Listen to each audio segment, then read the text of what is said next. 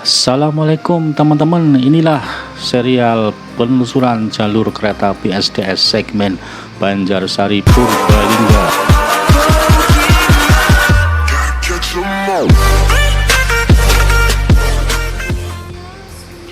Tahun 1894 SDS mendapat izin untuk membangun jaringan rel kereta api di Banyumas Raya. Izin diberikan seiring dengan kemenangan golongan liberal di parlemen Belanda saat itu. Dengan modal 1,5 juta gulden, SDS mulai membangun jaringan rel Maus Purwokerto Wonosobo. Pembangunan rel kereta api di Banyumas Raya tak lepas dari perkembangan pabrik gula yang sudah berkembang, yakni PG Kalibagor, PG Purwokerto, PG Klampok, PG Bojong, dan Kalimanah di Purbalingga. Jadi pabrik gula lah sasaran utama dibangunnya jaringan rel kereta api. Butuh waktu setahun SDS untuk mengoperasikan jalur Maus ke Purwokerto. Kemudian dilanjut ke Sokaraja dan Purwareja Klampok. SDS semula tidak membangun jaringan ke Purbalingga, padahal Purbalingga sedang maju pesat dan menjadi pusat kegiatan keagamaan Belanda saat itu. Karena itu SDS memandang jalur ke Purbalingga akan menguntungkan. Karenanya pada tahun 1898 SDS mengajukan tambahan jalur dari Banjarsari ke Purbalingga. Permohonan disetujui oleh pemerintah Hindia Belanda dan pada 1 Juli 1900 jalur Banjarsari Purbalingga bisa beroperasi dengan panjang 7 km. Maka mulai saat itu terdapat percabangan dari stasiun Banjarsari, satu cabang menuju ke Klampok dan satu cabang menuju ke Purbalingga. Inilah penelusuran Bang Fustori atas jalur Banjarsari menuju ke Purbalingga.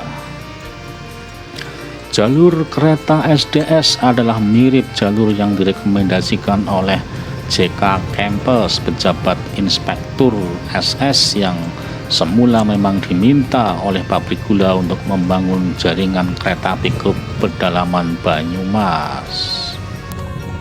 Jalur yang direkomendasikan oleh J.K. Kempes adalah dari Maus, Cindaga, Mandirancang, Patikraja, Purwokerto, Sokaraja, Purbalingga, Purwareja Klampok, dan Banjarnegara. Inilah bukti bahwa jalan ini adalah bekas jalur rel kereta, yakni adanya papan aset PT Kereta Api Indonesia. Transportasi kereta api sangat dibutuhkan oleh pabrik gula untuk mengangkut hasil produksi dan mengangkut peralatan pabrik. Namun siapa yang membangun, negara atau swasta, saat itu menjadi perdebatan di negeri Belanda sendiri. Dan pada akhirnya swasta dibolehkan menjadi operator dan investor kereta api seiring dengan kemenangan kaum liberal di negeri Belanda.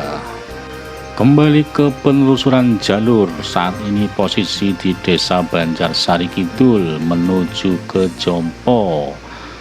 Memang sudah tidak ada bekas rel karena sudah tertimbun aspal. Antara Banjarsari ke Purbalingga terdapat 2 halte, yakni di Jompo dan Kalimanah. Nah, jalur ke Purbalingga berada di kanan jalan raya ini.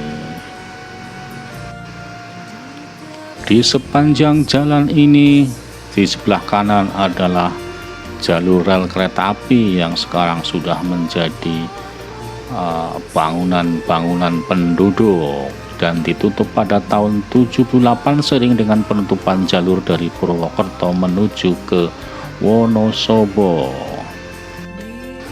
Mungkin ada yang menyayangkan penutupan jalur kereta api itu, tapi itulah dinamika. Akan dipergulirkan kejayaan sebuah sistem termasuk sistem transportasi. Dan kini tinggal kenangan, di beberapa tempat terdapat beberapa bekas-bekas jalur rel kereta api seperti jembatan Kali Ponggawa ini yang ada di Kalimana. Tampak besi-besi baja melintang yang dulunya menyangga rel kereta api dari Banjarsari ke Purbalingga. Tiang-tiangnya juga masih tampak kokoh. Inilah yang menandakan dulu ada jalur kereta api dari Banjarsari ke Purbalingga. Juga terdapat peninggalan bekas bagian dari pabrik gula Kalimana, di mana sesuai dengan pengantar tadi bahwa pembangunan rel kereta api ini adalah atas permintaan dari pabrik gula. Inilah bangunan cagar budaya bekas rumah pegawai Suker Pabrik Kalimana atau rumah karyawan PG Kalimana. Saat ini gedung ini menjadi SMA Santo Agustinus ke Kalimana Purbalingga. Sampailah kita ke kota Purbalingga. Anu sih Pak, muter sih. Oh, nggak muter. Saking Purwokerto, kan muter kan. Oh, puterannya tengah jangan Indokores. Oh.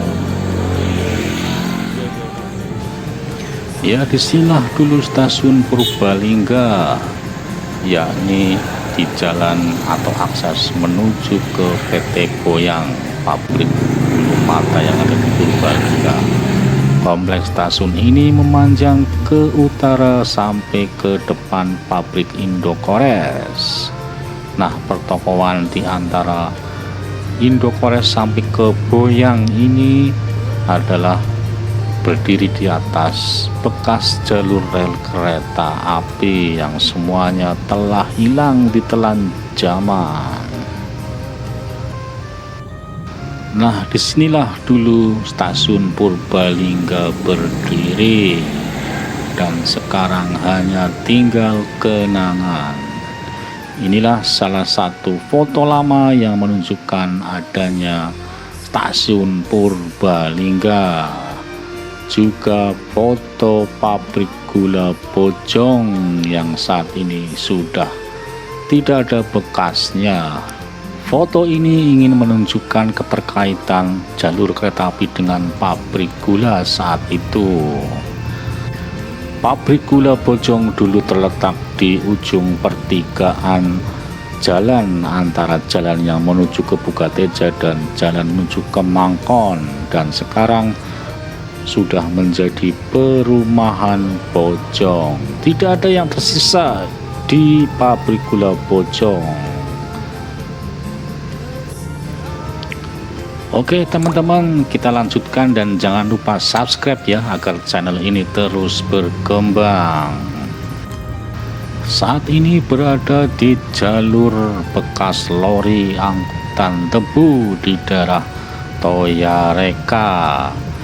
Dulu jalur lori PG Bojong dan Kalimana meliputi sampai ke Walik, Kuntasari, Kalikapung dan sekitarnya hingga kepada Mara dan Bojong Sari, Kutasari. Sungguh sangat luas ya teman-teman, dan jaringan rel angkutan lori sepanjang 67 pal di Purbalingga.